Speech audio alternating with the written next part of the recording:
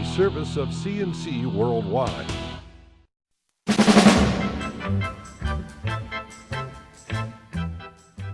The Daily Podcast is a service of CNC News, brought to you by the Greece Chamber of Commerce, providing more than 800 member companies with business solutions since 1984. Apologies for yesterday. We could not get the podcast to publish. Hopefully that's corrected and we'll be able to get it done today. So here we go. A Greece man was shot overnight when gunfire broke out off Lyle Avenue in the parking lot at Louis' Cordial Lounge. A second man from Rochester was also fired on, but the gunman missed. Police say the Greece man was hit in the torso and taken to Strong Memorial Hospital, where he is expected to recover. Police went to the 400 block of Lyle Avenue when the city's ShotSpotter system detected gunfire. The two victims flagged them down, said they were walking to their car when a number of men confronted them and started shooting without provocation. Police are reviewing the surveillance tapes and canvassing the neighborhood. Dozens gathered at the Mount Olivet Baptist Church Wednesday night in honor of Tyshawn Williams, the 15-year-old shot to death trying to protect his grandmother during a home invasion last week. The teenager and his grandmother had just returned from church a week ago when two men forced their way into the grandmother's home on Adams Street. Williams was killed trying to shove the men away from his grandmother. Two have been arrested and have pleaded not guilty to murder charges. The Monroe County Sheriff's Office is asking for help finding out what happened to a Fairport man whose body was found in a Pittsford cornfield last month. They're trying to track the last hours of Jeffrey Newland, last seen the morning of October 21st. His car was found abandoned that night, and his body was found nearby the next day. He had been shot. Anyone who may have seen Newland is asked to please call the Sheriff's Office. Monroe County Executive Maggie Brooks talked about cuts in mandated spending when she released her 2014 budget this week, but she talked in detail about one single voluntary spending increase on top of one of those mandates, subsidized daycare. The state mandates that Monroe County contribute $4.2 million towards affordable daycare for single parents and low-income families where both parents work. Brooks was showered with messages this fall from child care advocates asking her to up that funding by $1 million a year.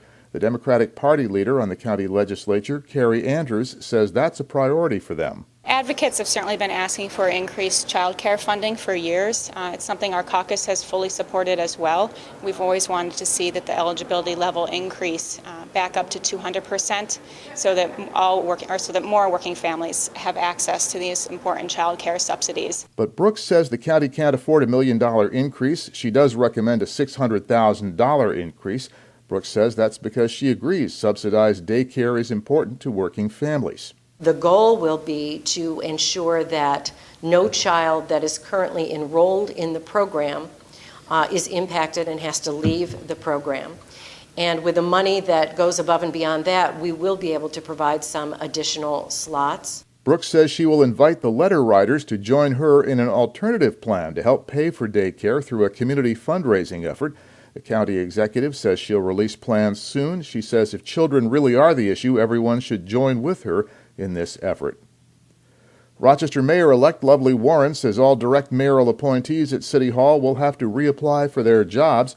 Warren gave the first insight into her transition plans in a news conference. She says she wants to hire the former mayor, Bill Johnson Jr., to help with her transition, and she named a transition team headed by lawyer Christopher Thomas and Dean D.T. Ogilvy from the Rochester Institute of Technology. The mayor-elect has expressed doubts in the past about Police Chief Jim Shepard. Asked about his future, Warren said she hasn't made any decision and she hasn't yet met with the chief.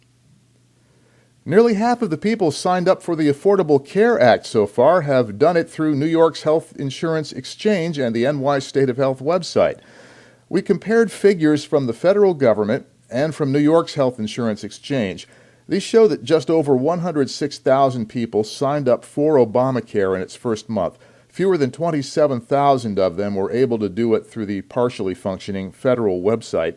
By contrast, New York's program has gotten nearly 50,000 people insured, and figures released by NY State of Health say nearly 200,000 people have completed the registration process on the New York website. They're just waiting to hear back on their approvals. The owner of the struggling Buffalo Sabres finally had enough. Terry Pegula called a news conference Wednesday and announced he has fired general manager Darcy Regier and head coach Ron Ralston. Pat LaFontaine has been hired for a new position of president of hockey operations, so he goes back to the Sabres. Ted Nolan was introduced as interim head coach. He takes over immediately. All the assistant coaches keep their jobs, and LaFontaine will work closely with the assistant GM Kevin Devine on the search for a new general manager. The State Transportation Department says the ongoing replacement of 2 bridges on the Lake Ontario State Parkway in Greece is starting a new phase. The westbound exit ramp from the parkway to Manitou Beach Road is closed. Traffic has to detour by Payne Beach Road until construction stops for the winter. The detour goes back in when the construction starts up again in the spring. This is part of that $4.7 million project to rebuild the bridges that carry the parkway over Salmon Creek. The eastbound side has been finished and traffic is now shifted to those lanes. To the left of the player window, you find the links to these and the other stories if you're on CNC pages. At the bottom, links you can use to post news and information directly to us.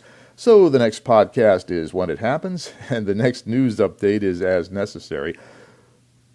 I'm Bud Lowell, CNC News.